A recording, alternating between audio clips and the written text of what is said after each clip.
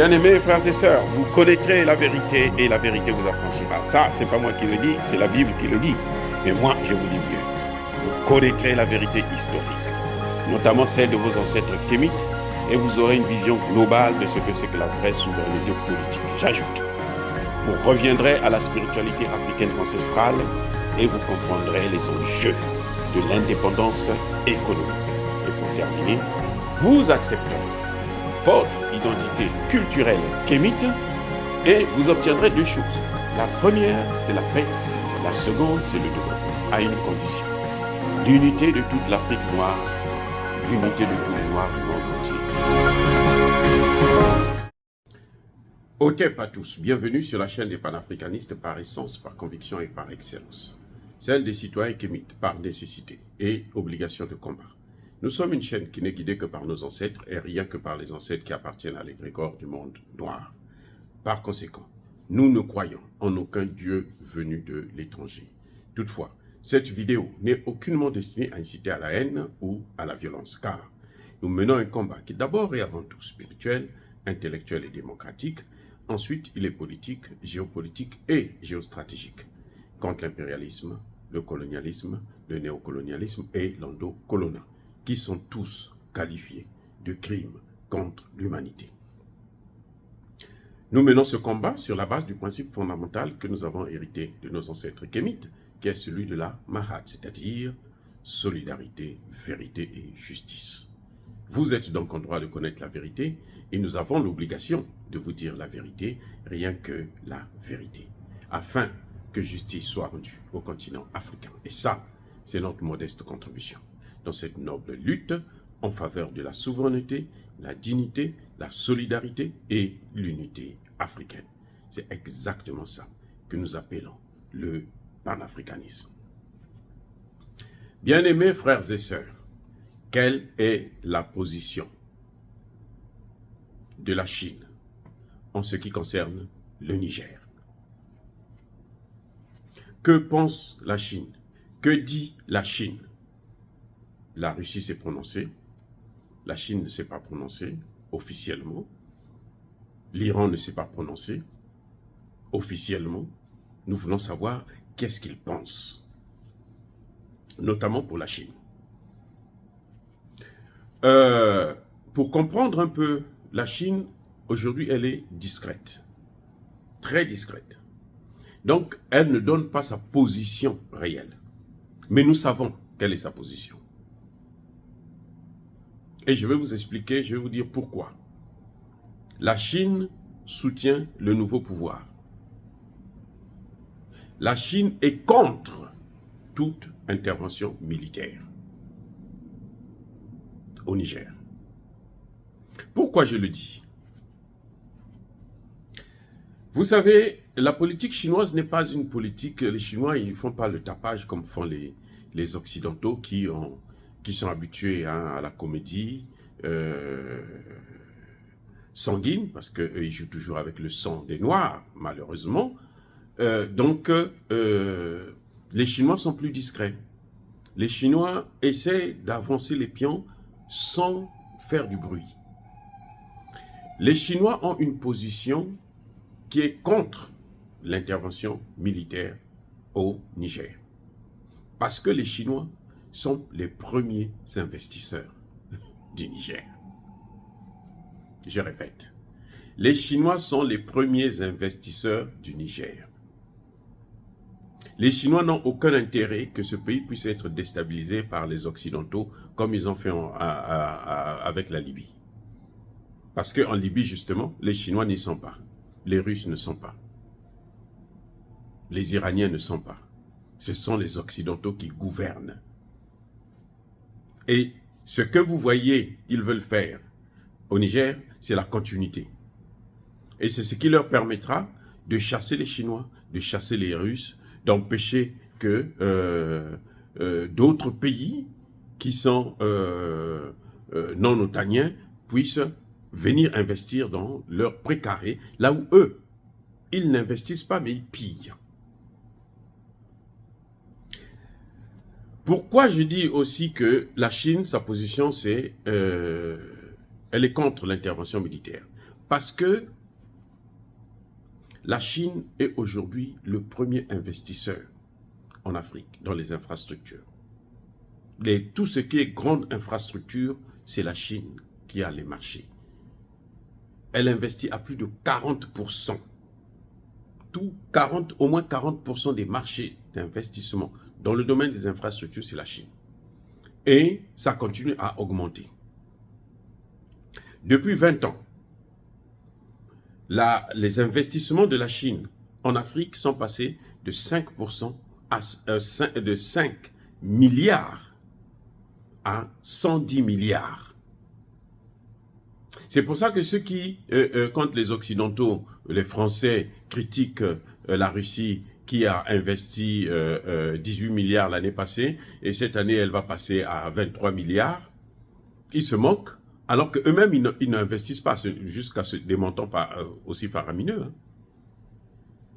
Que ce soit l'Union européenne, dans l'ensemble de l'Union européenne et même les États-Unis, ils n'investissent pas plus que ce que fait la Russie. C'est pas beaucoup par rapport à la Chine, mais par rapport à la France, par rapport à l'Angleterre, par rapport à l'Allemagne, la Russie investit plus.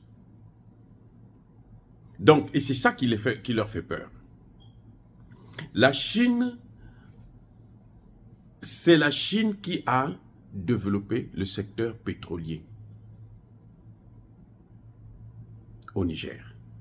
Si vous voyez que l'industrie pétrolière est aujourd'hui fiable au Niger, c'est grâce à la Chine.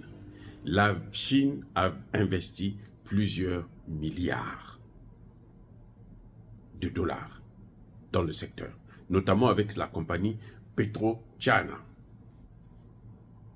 Donc la Chine n'a aucun intérêt. Lorsque, en 2009, le président Tandja va dissoudre l'Assemblée, il dissout l'Assemblée de son pays. Hein.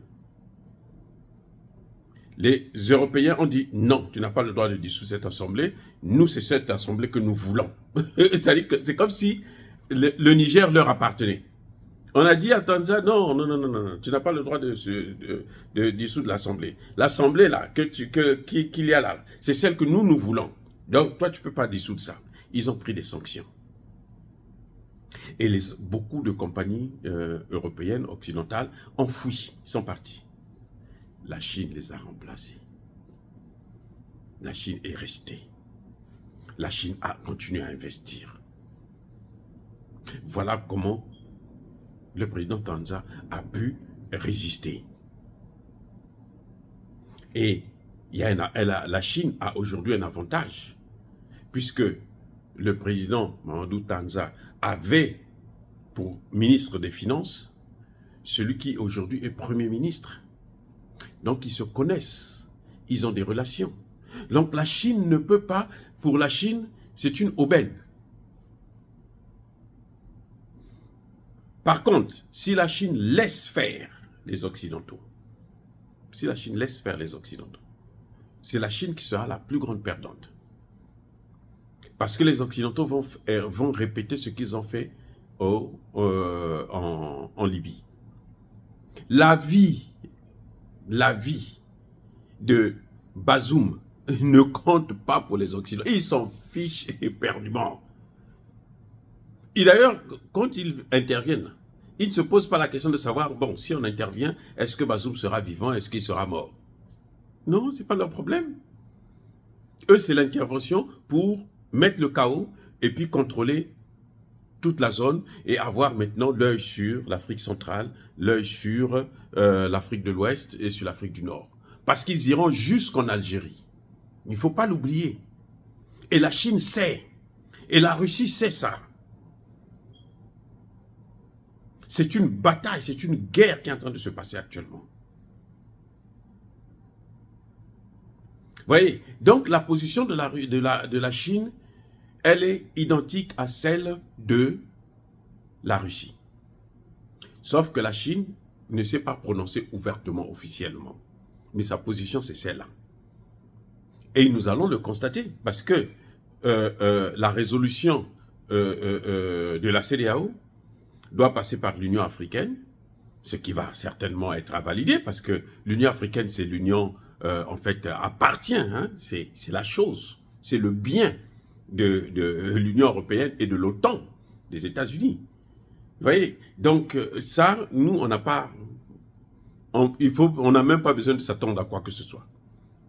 Parce qu'ils sont tous des chefs d'État qui n'ont rien compris, qui sont prêts à brader l'Afrique, pourvu qu'ils soient maintenus au pouvoir. C'est tout. Ou bien on leur donne quelques miettes. Hein, vous avez 1 milliard là, vous avez 1 milliard de CFA, ceci, et puis bon, voilà, vous restez tranquille. Mais la résolution, la décision, l'aval, l'approbation de l'Union africaine ne suffit pas pour une intervention militaire. Il faut qu'il y ait aussi le Conseil de sécurité de l'ONU. Et quand on parle du Conseil de sécurité de l'ONU, il y a les 5 grands qui sont là, qui sont la Chine, la Russie, d'un côté, l'Angleterre, les États-Unis et la France de l'autre. Donc, il suffit du veto d'un seul, c'est fini. Il faut qu'ils aient l'approbation. Quand la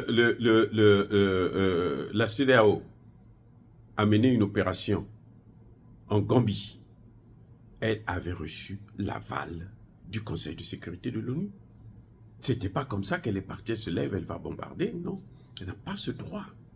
Je dis bien, elle n'a pas ce droit. C'est pour ça que j'étais surpris d'entendre la ministre sénégalaise des Affaires étrangères, qui est juriste, ignorer le béaba. C'est-à-dire que c'est comme si elle n'a jamais lu la charte des Nations Unies. Elle est juriste, ministre des Affaires étrangères. La charte des Nations Unies, c'est sa Bible, c'est son livre de référence. Quand elle marche, c'est avec ça. Toutes les positions qu'elle prend, c'est avec ça. Mais elle n'a jamais lu. Il dit que madame est ministre, mais elle ne connaît pas la charte. Et la charte, ce n'est pas beaucoup. Il y a des articles clés. Les autres, là, tu peux t'en foutre. Il y a des articles clés. Vous voyez? Comme, par exemple, l'article 2, paragraphe 7 du chapitre 1er, qui parle de la non-ingérence dans les affaires intérieures d'un État souverain. Comme, par exemple, l'article que Poutine a toujours utilisé. Le droit d'assister un pays qui vous demande de l'aide quand il est en guerre. Le Niger a le droit de faire venir même Wagner. Le Niger a le droit de faire venir même la Chine. Le Niger a le droit de faire venir la Corée du Nord. Le Niger a le droit de faire venir la Russie. Eh oui. Donc c'est un peu ça. Ce qui se passe, c'est terrible, mais je crois que nous pouvons compter sur le soutien de la Chine. Parce que la Chine a tout à perdre si les Occidentaux venaient à intervenir. Dire cela, c'est inciter à la haine ou à la violence. Non. Il y a ma colère veille, il y a ma lème. Encore une fois, bien aimés frères et sœurs, j'allais oublier une chose. C'est que les Européens ont baissé les relations commerciales avec la Chine. Pareil pour les États-Unis. La Chine, actuellement, est passée de premier fournisseur des États-Unis à 3e, après le Mexique et le Canada. Et ça, c'est un problème pour la Chine. C'est pour ça que actuellement, la Chine, son commerce est en baisse. Donc, pour la Chine, là, elle ne peut pas perdre un seul pays africain. Surtout des pays comme le Niger, où elle s'est déjà assise, notamment dans le domaine pétrolier et dans le domaine des infrastructures. Voilà ce qui se passe. Encore une fois, soyez bénis. Je persiste et je signe. Soyez abondamment bénis par le Dieu des Kémites et par nos ancêtres angélisés. Mais que tous ceux qui persécutent le continent africain le pillent et le déstabilisent. Qu'ils soient noirs, blancs, chinois, arabes, indiens ou qui qu'ils soient punis, foudroyés, neutralisés, effacés, écrasés par ce Dieu des Kémites et par nos ancêtres angélisés. Vive l'Afrique éternelle. J'ai dit et j'assume.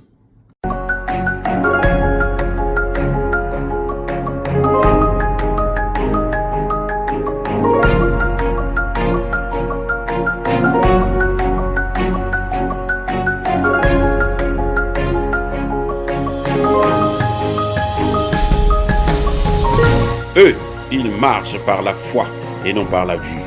Mais moi, je vous conseille vivement de marcher par la connaissance scientifique et historique, notamment celle de nos ancêtres kémites, par les cinq sens et par l'intelligence. À vous, Apia.